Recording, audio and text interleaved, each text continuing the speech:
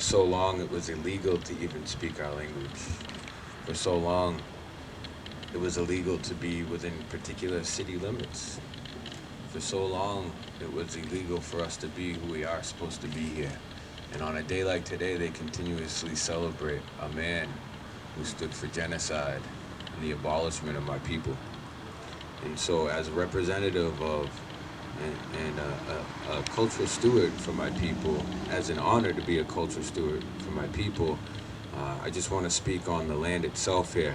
Magunkaquag, you know, they call it Framingham nowadays, but we knew it as Magunkaquag, and what that means is it's the in-between place.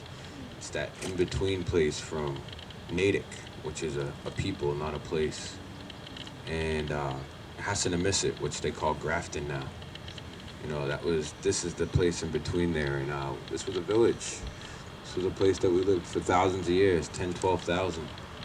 And so I just want to speak on the acknowledgement. You know, sometimes land acknowledgements can leave a bad taste in our mouths in particular ways. You know why? Because sometimes some establishments and or facilities, they want to use this as a way to overlook the indigenous people who are still present in today's day and age. They think that it's okay to just say their own and to move on, instead of creating a doorway and creating arm in arm with along you folks to be able to speak the truths into existence. Our people are still here. We can speak for ourselves, you know? And so I'm grateful that we're still here and we still have our culture, we still have our language, we still are who we are here. And because it's pretty sad. There used to be a little over 200,000 to 300,000 Nipmuc people. We're down to 1,500 to 3,000. That's the variation.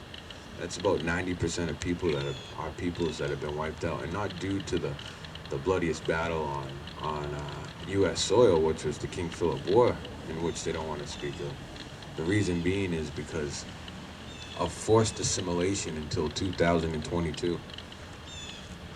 It wasn't until 1978 that we were even legal to speak our language or have our ceremonies or grow our hair. 1978. I have grandparents and great-grandparents who didn't even want to acknowledge that they were indigenous because they had to hide these things. So then they wonder why the fracture of our people, of our ceremonies, of our language. You take the ceremonies from the people, you take their language from the people, you take the ways that they dressed and lived and ate the food that we needed to eat here. What do they become? They become exactly what you want them to become. Assimilated. And so in today's day and age, it's an honor to be able to stand here and speak our language without being hung or my head put on a staff in the middle of the town center. That might sound a little grotesque, but that was everyday living for our peoples here for a long time. So I just want to speak a minute here.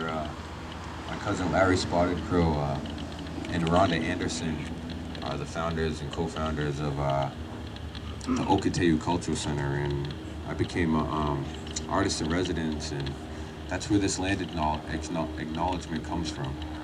He also has the books over here, like that was just spoke of. But we want to just speak on some things real quick. So we want to recognize that this land here, Magunkaquag, that the town now calls Framingham, is the beautiful homeland of our people, the Nipmuc people, the freshwater people.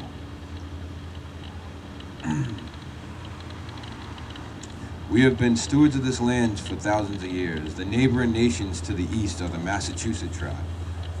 And just to the south of Boston and the Cape and the Islands are the Wampanoag nations, and to the west the Stockbridge, Munsee, and Mohican nations.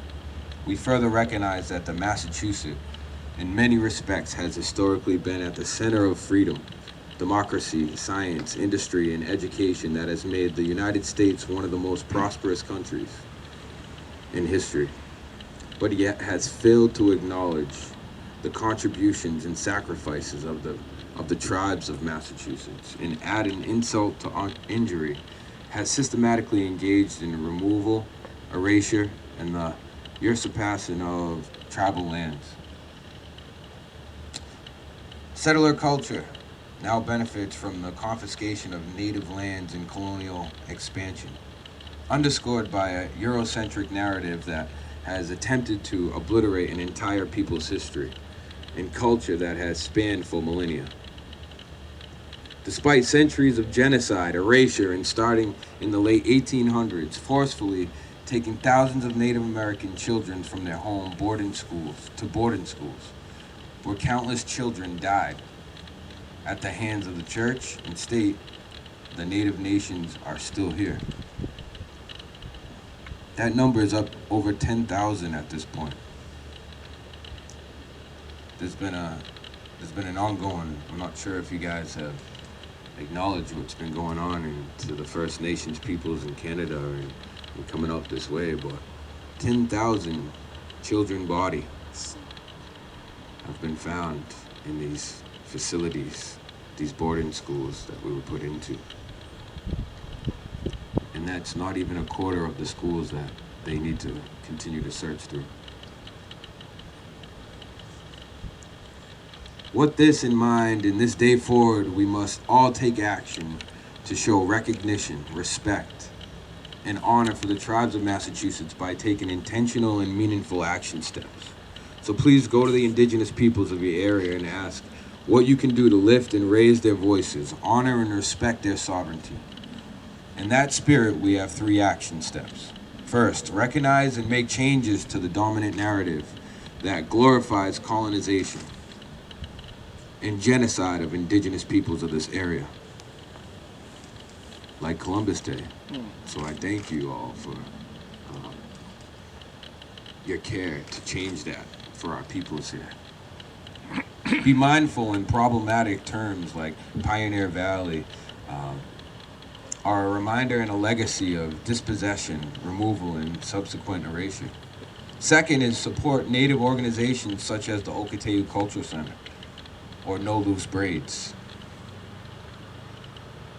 The Okateu Cultural Center is the first and only all Native run and operated cultural center in all of Central and Western Mass that strives to continue cultivating, learning, and growth for the Indigenous community and the next generation.